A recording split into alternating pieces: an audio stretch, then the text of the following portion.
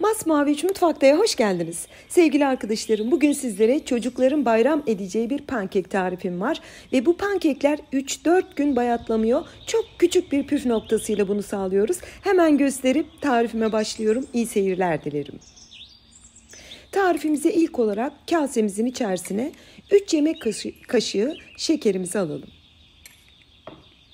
1 paket vanilya şekeri ve bunların üzerine 4 yemek kaşığı kaynar suyumuzu ekleyelim. Hemen belirteyim, en önemli püf noktamız suyu eklemiş olmamız.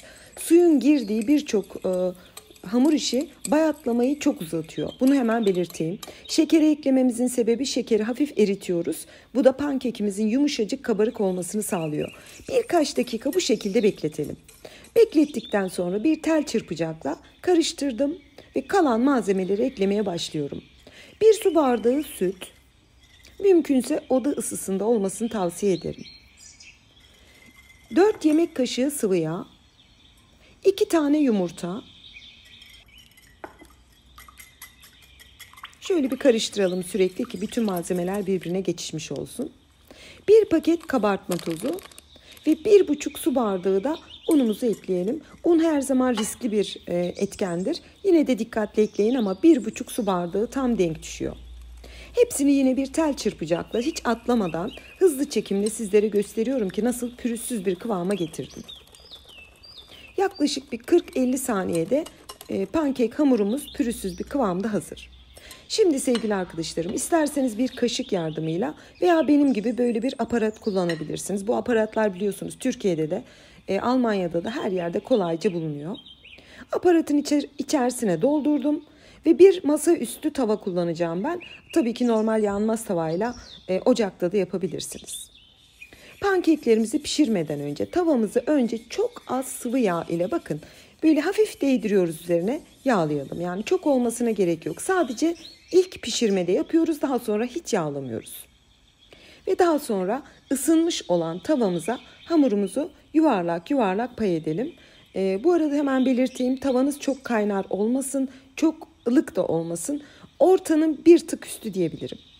Pankekleri verdikten sonra bakın yüzeyi tamamen göz göz olup o sıvı hali gittikten sonra çevirebilirsiniz.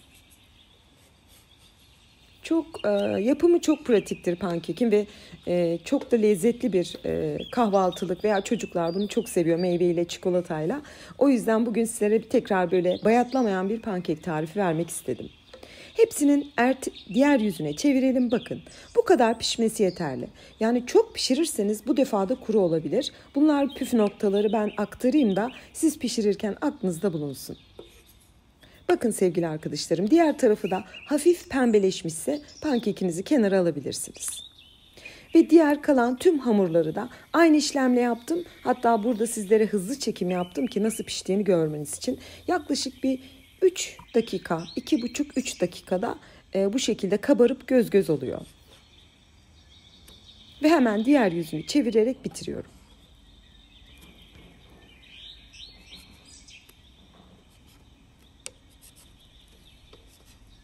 Pankeklerin hepsi piştikten sonra hemen bir tele alabilirsiniz ki terleme yapmasın. Tabağa almayın.